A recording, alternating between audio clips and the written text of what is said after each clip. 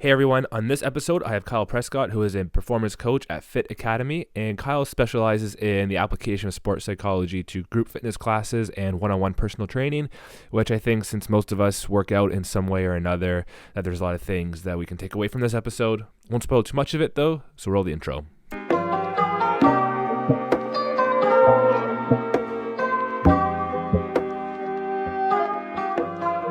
What was your motivation to get into the field as sports psychologist or sport performance?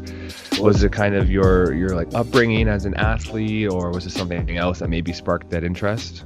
Yeah, so it's actually weird because I didn't know about the field until just about my junior year of college, so my third year in college. I came to school, so I've been an athlete my whole life. Ran track, played basketball, soccer, all that fun stuff. And then got to school and I was just like, I want to do something where I'm working with athletes. So I was like, yeah, I'll do physical therapy. Sure. That sounds cool. Do some PT work. I ended up working I worked for Senior Helpers is a company. Basically, I worked with clients with different levels of dementia. And one of my clients, I actually used to take him to his PT sessions twice a week. So kind of being there, I kind of realized I didn't really want to do that for my day-to-day basis. That's kind of a little too slow paced for me. So I kind of switched my major from PT to OT, so occupational therapy. Little less working with athletes, but still within the range of being able to help people. Yeah. And you kind of had a little more control over your day-to-day and kind of like what you could do. But within the field, we had, within my major, we had a exercise psychology class that happened to be part of the curriculum. So I took that, and it was with Dr. Margaret Otley, and she's one of the premier in the field. At that point, she was working with Team Trinidad Women's Soccer, Team USA Track and Field. And yeah, she was just my professor. And I remember one day she canceled class. It was just like, yeah, I'm going to be in LA this week with Team USA Track and Field, so we got to cancel class. And I was just like, all right, this is dope. Like, this is the field I want to get into. So after just kind of being in that class, kind of talking to her, she actually happened to be my advisor as well. Talking to her a little bit, she was just like, yeah, like if this is the field you want to get into, like, it's there, it's open. I don't want to say it's new, but it's still building. It's still budding right now. So there's definitely a lot of opportunity.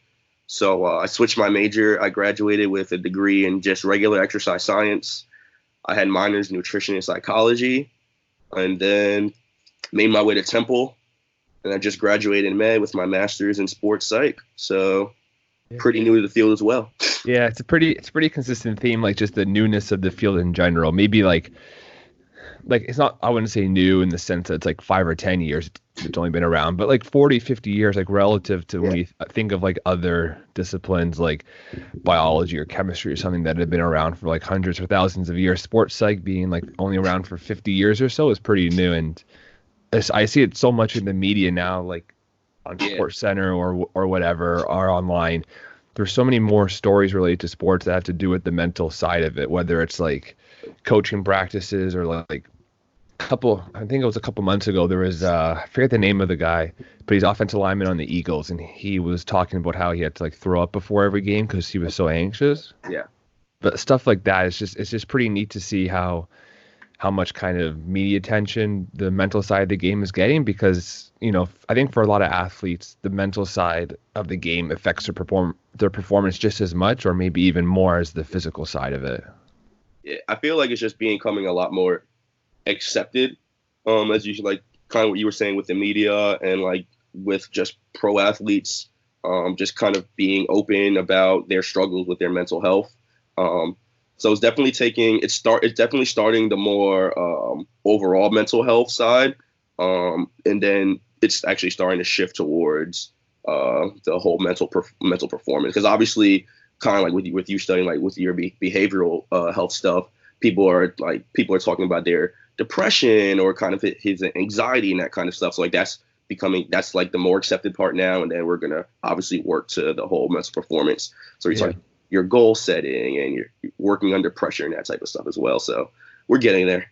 Yeah. Is there a sport that you work with primarily, or you have the most experience working with, or is it kind of more of an all-around gig? So right now, what I do, I primarily do fitness, so I try to incorporate it within my clientele.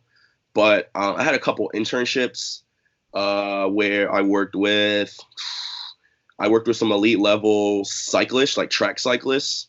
I've worked with. I worked here with a women's soccer team, a collegiate women's soccer team, and I also worked under a sports psych director at a university as well. So I worked with all the 18 teams on campus with her. So it was pretty open. I don't have a specific team I'm with right now. But what I'm trying to do right now is kind of trying to bring our sports psych world to the general population.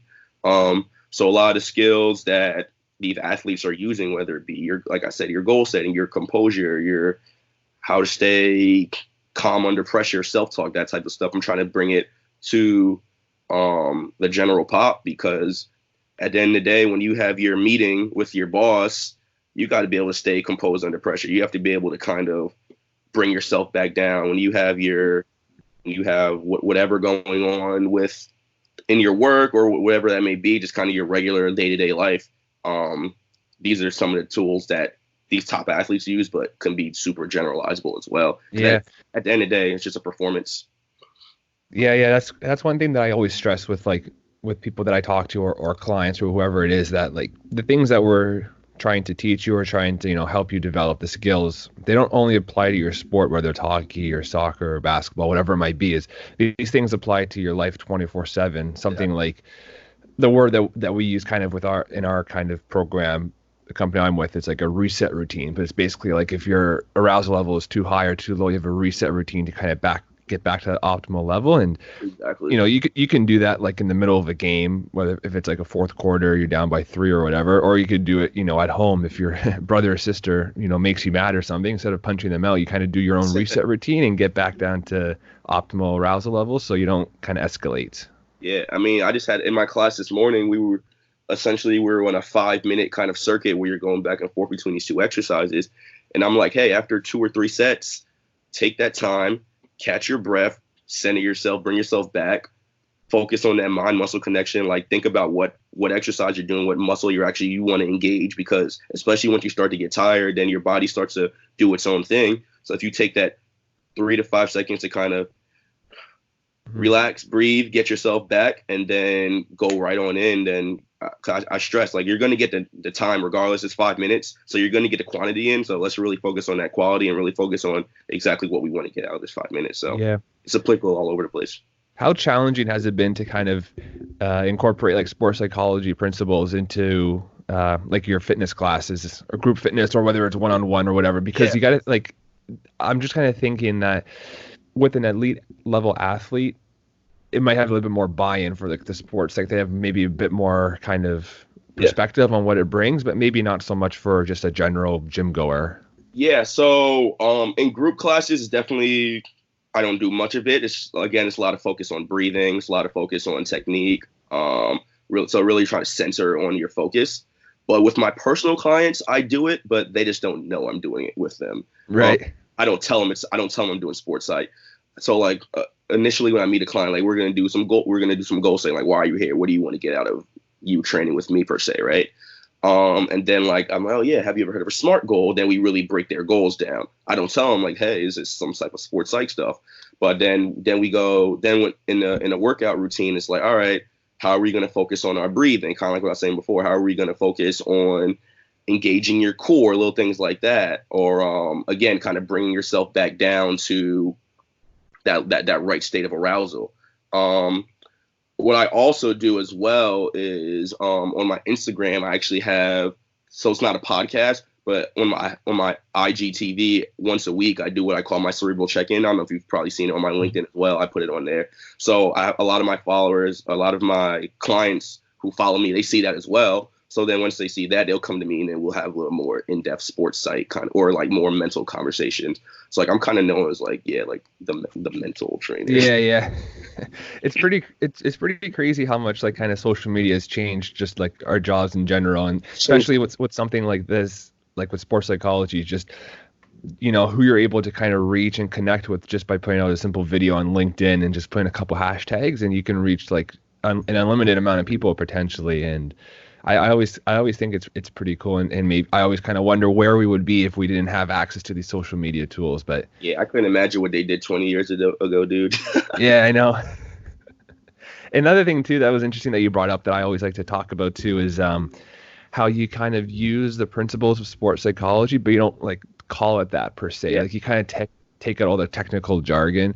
And yeah, I feel like some people that maybe are new to sports psychology, not sports psychologists, the athlete side of it, right. they kind of hear these big words and they might get kind of put off by it and kind of intimidated maybe. But I think it's really important for athletes and other people to understand that sports psychology doesn't have to be a scary thing. First of all, I don't think like it's a necessity for everybody per se. It's more of like a want. You Yeah, want to do it rather than you need to do it. But besides that, it's not something that should be super scary. And like if you take out the technical jargon of it, it's just something that helps you just day to day with your life, and there's a lot of benefits to it. Yeah. I think it's actually funny because a lot of people do sports psychology on a day-to-day basis. They just don't realize they're doing it. Right. So like I can go back to when I ran track in high school. I was a hurdler, and before, again, I didn't know about sports psychology until my junior year of college. And I would get up to the track, and before I would do my little warm-up routine, like I'd stare at 10 hurdles down and visualize myself going over all 10 of those hurdles. Then once you start learning about sports psych, and it's like, oh, imagery and how you incorporate, but like you had no clue you're doing that. I mean, every athlete, the day before their big game, they're laying in their bed and they're just thinking, all right, what am I going to do in this situation? You don't know you're practicing, but that's what you're doing. And then you just kind of get to the field, and then you got a person like me, like, hey, you should that's actually going to help you. So you should keep practicing and keep doing it. And you're really just kind of putting a word or a term behind something that they've been doing their whole life. So now they own it and understand that it's actually going to help them. Yeah, yeah. I found that too when I kind of got more involved in the field. I kind of thought back to my own athletic background. It's like, wow, there are a lot of things that I was like doing back then. I didn't realize there was like these kind of principles of sports psych. But then there was also the flip side where there was things I wish I had changed. Like Yeah, if it was something like, for example, in hockey, if I didn't commit to like a play or something because of some sort of anxiety or worry, I kind of thought back and it's like, oh, now I kind of understand how I should have handled the situation. Did you have any of those moments too, where you kind of like thought back and it's like maybe if I knew what I knew now, that might have been differently? 100%. Yeah, definitely a lot of like, I think self-talk is probably like one of my biggest things is just that, cause I would just get down on myself a lot. Cause like, I know I could perform well. So like you kind of just get down on yourself. It's trying to always keep that positive kind of mindset. I took a positive psych class as well. That positive mindset, that kind of next step approach. Especially again, also even in basketball, like you miss a shot and you're in your head for the next 3 or 4 plays. And obviously your coach on the sideline like, hey, get back in the game, get back in the game. But you're still stuck on it. And it's kind of just like, hey, like that's one play, is the next play. So definitely just that self-talk, that just one play at a time, move on, keep the ball rolling kind of mindset. Mm-hmm. Yeah, yeah.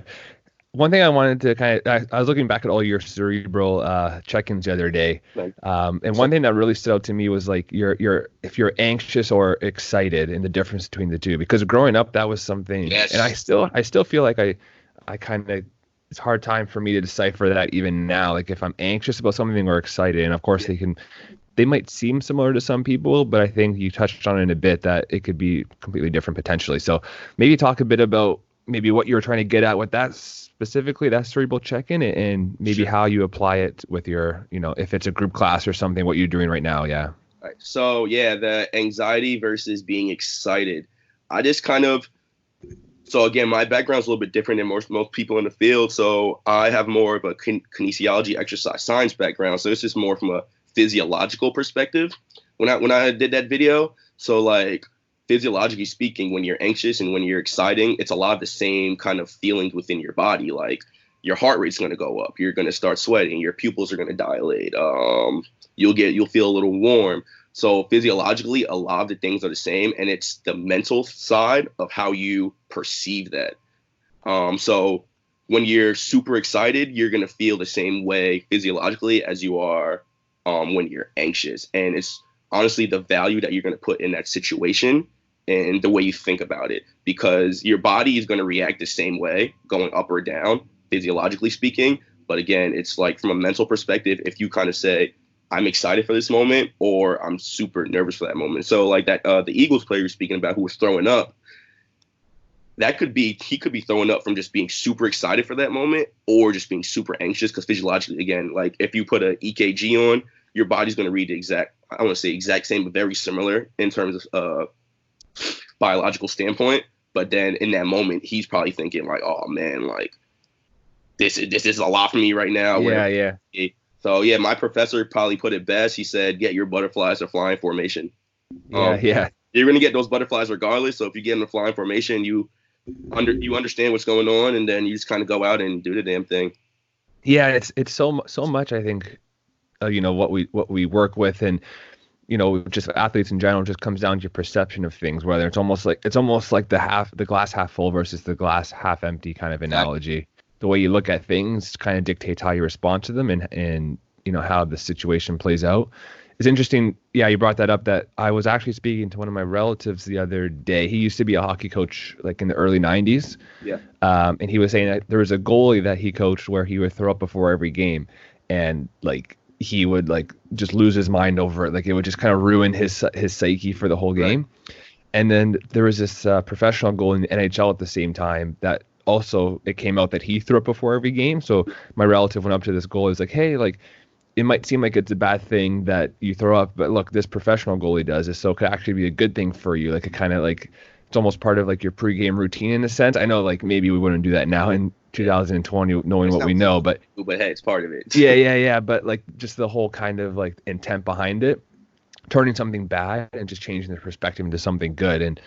And then the goalie he kind of still threw up before every game, but it kind of was a positive to him rather than a negative, interestingly. And then like one day he just randomly like just didn't throw up.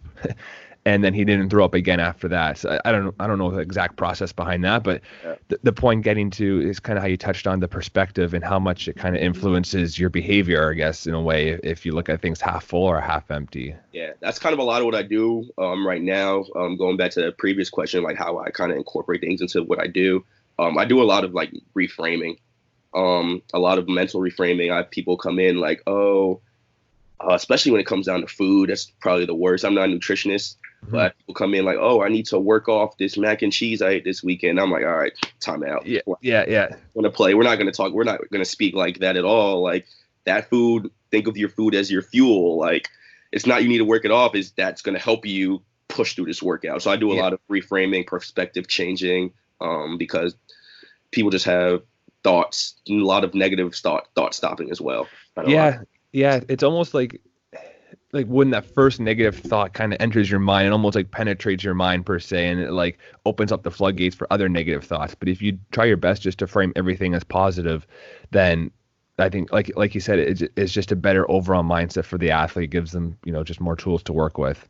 Yeah. It's funny that you mentioned the nutrition. How much do you find that like the physical part of physical part of performance preparation kind of coincides with the mental part of it? Like I find that a lot of times, you can work so much with the mental side of the game, but if the physical side isn't, you can't really ignore the physical side, I guess, things like sleep or nutrition or those recovery even. Yeah.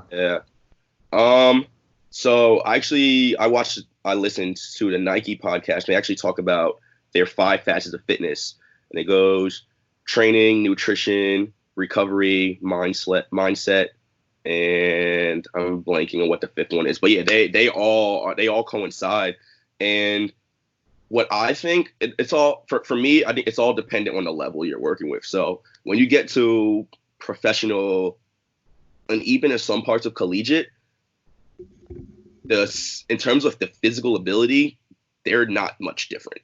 So like everyone's at this level for a certain reason. Like when you look at that elite track athlete, let's say with the 100, those times are slight by they're ever so close to each other. Like, so that's when that mindset is going to be that next step. It's definitely a little bit different as you go lower in the ranks, because then the physical abilities kind of like set people apart.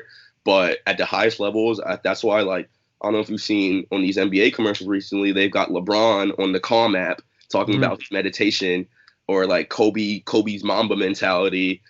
So yeah, definitely once you get to the highest levels, just because the physical abilities are so close to each other, because everyone's an elite athlete once you get up there. So once you get to that point where everyone's elite, that mental is going to be that tipping point and what's going to set somebody apart. Yeah.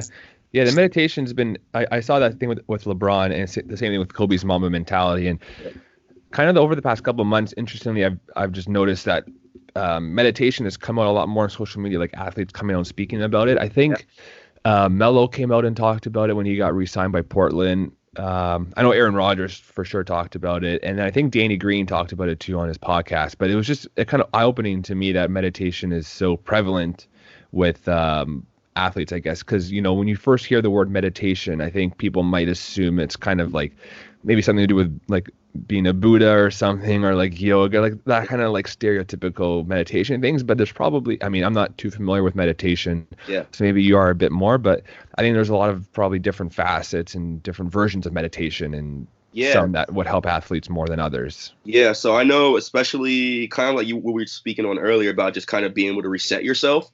So meditation's probably a little bit more I don't want to say overblown, but it's that's kind of the more like you take your 5-10 minutes, really sit, be present with your thoughts. But it's probably more mindfulness and kind of just being able to bring yourself back to ground zero. So you go back to the NBA Finals, I want to say 2016 when LeBron lost to the Warriors. But there was a video of literally him coming back to the bench, sitting down and just closing his eyes for like 5 seconds, taking a big breath.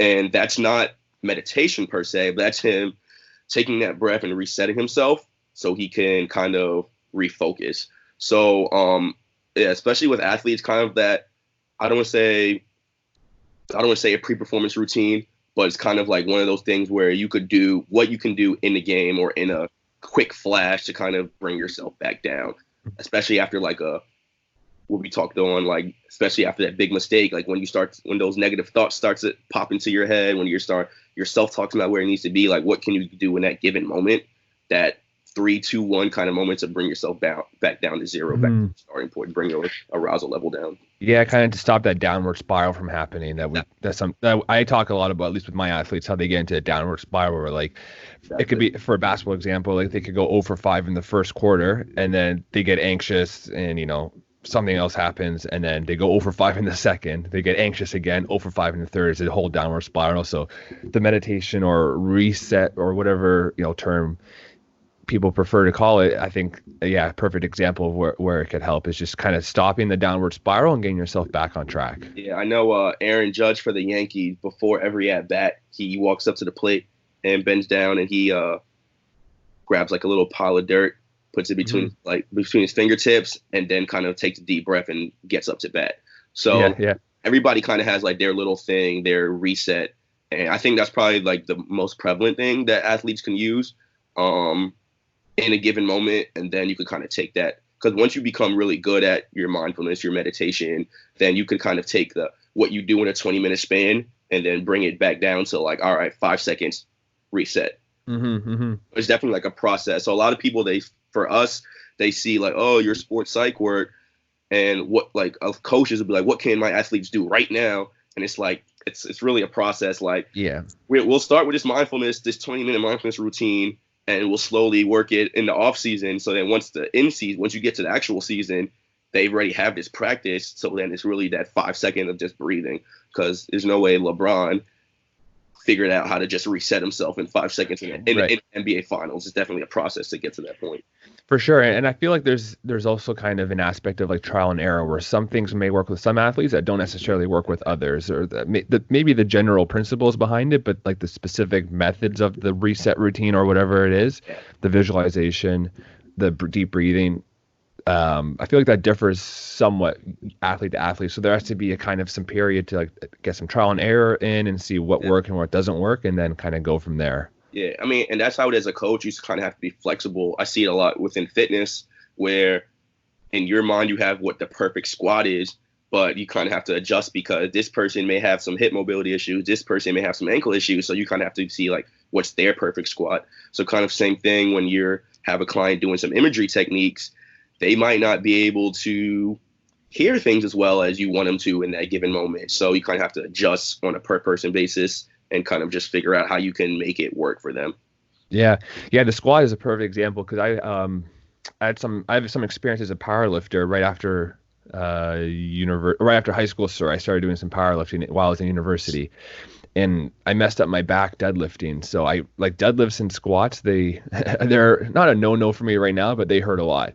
So I try to avoid them as much as possible. So I do things like Bulgarian split squats or like lunges and stuff like that. Other ways to kind of work those body parts. Where it's the same thing with athletes where certain like we talked about certain reset routines or whatever, certain practices might not work with you, but let's try to tweak it or find one that does work for you. Exactly. And it's also interesting, the more we're having this conversation, the more I'm kind of realizing how much the physical and mental side of the sports kind of coincide. And I wonder if like the future of sports psychology or sports psychologists is like to be dual trained in like the mental and physical side of it, or at least for companies out there to expand and have both sports psychologists and, personal trainers or nutritionists or whatever it might be working closely together, more of like a team. I'm sure maybe there are some already out there that do that, but yeah. That's why when I graduated with my exercise science degree, I thought it was the perfect kind of couple. The fact because like if I can have a conversation with an athlete who's struggling on the field with something, because as you know, sports psychologists really don't have offices. Like it's kind of like on the go where they can kind of put themselves in a situation.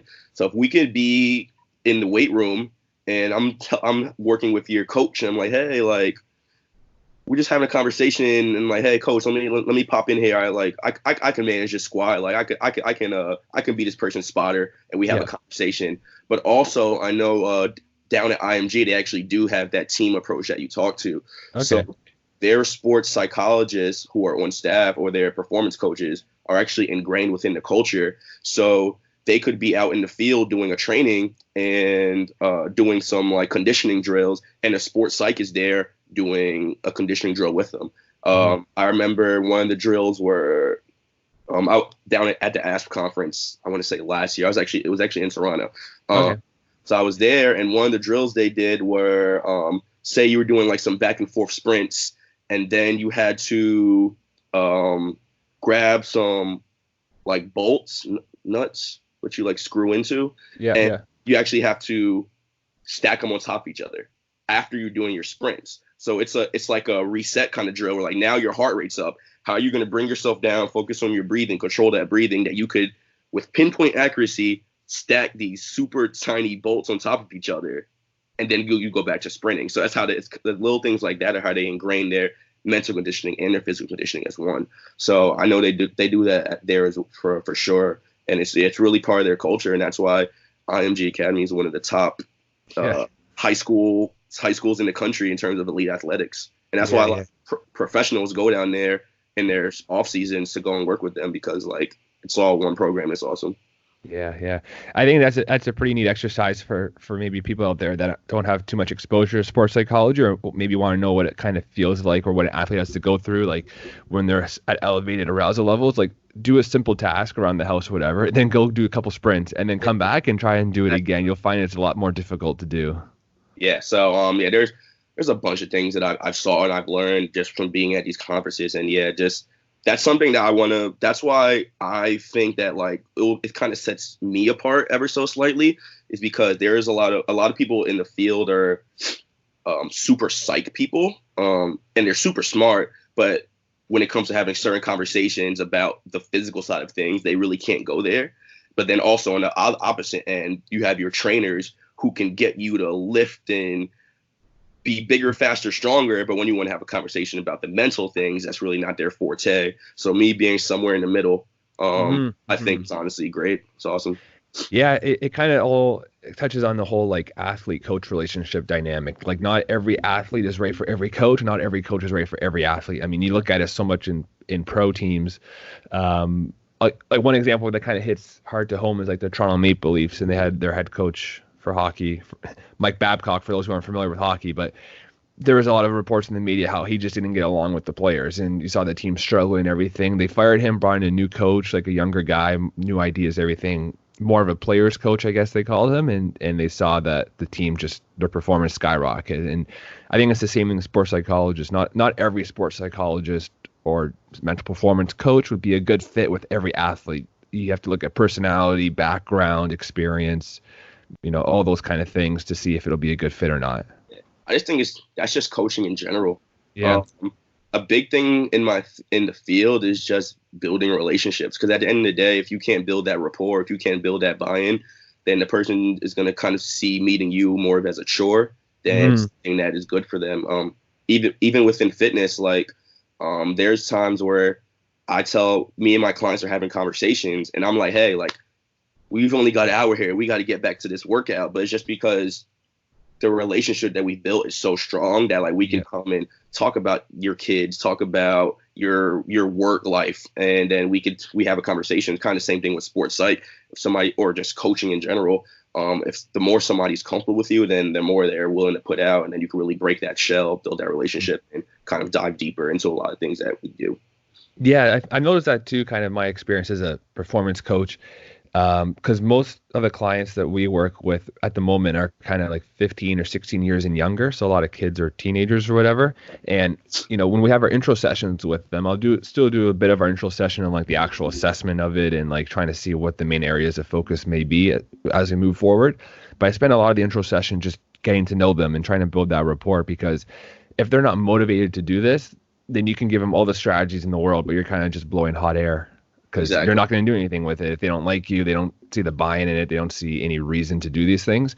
On the other hand, if they, if you build that rapport with them and it's more of like a dual relationship, I always like to speak of it as like, I don't look as the coach up on a pedestal and talking down to the athlete. They kind of more are side to side with each other, where you're helping the athlete get better as an athlete, but also the athlete helps you get better as a coach, and you have that dual relationship with them.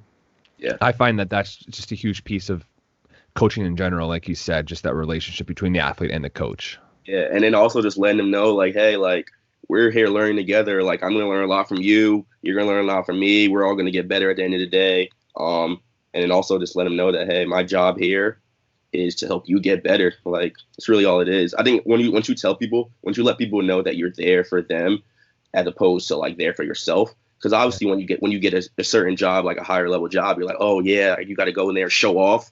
And like, that's not what you want to do. You just want to get there and be like, listen, this is your culture. This is your team. Like, I'm trying to ingrain myself into what you guys do and help elevate all of us. And that's really all it comes down to.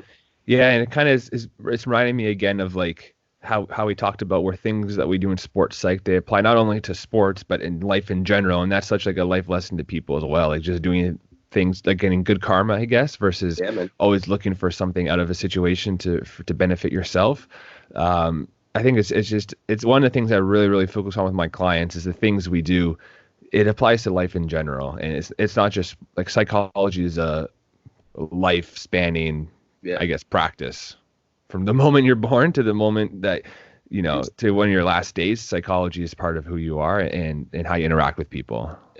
And then my clients, my group classes, they probably hear this from me probably every day, if not every other day. Like, I tell people, like, listen, like, you're here to get better. I was like, I live by the 1% rule, where you just try to get 1% better every single day, because at the end of the year, you'll be 365% better. And I'm not going to say you didn't put that much effort in, but if you just focused on getting slightly better every single day, that compound value at the end of the year, you'll make amazing gains as long as you stay consistent with it.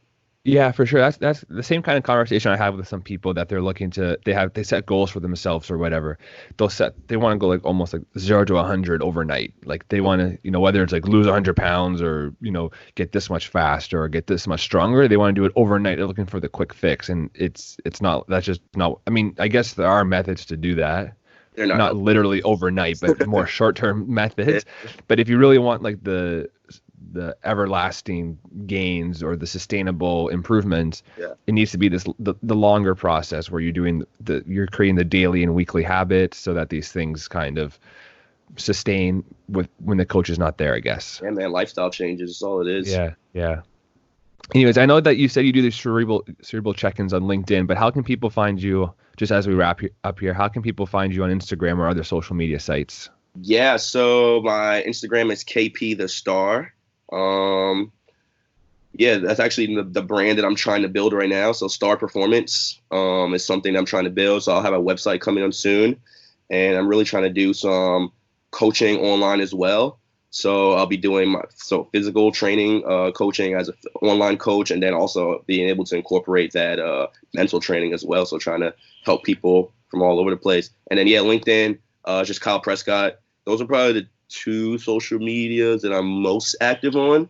So yeah, probably those two, and then yeah, just stay tuned for a website coming.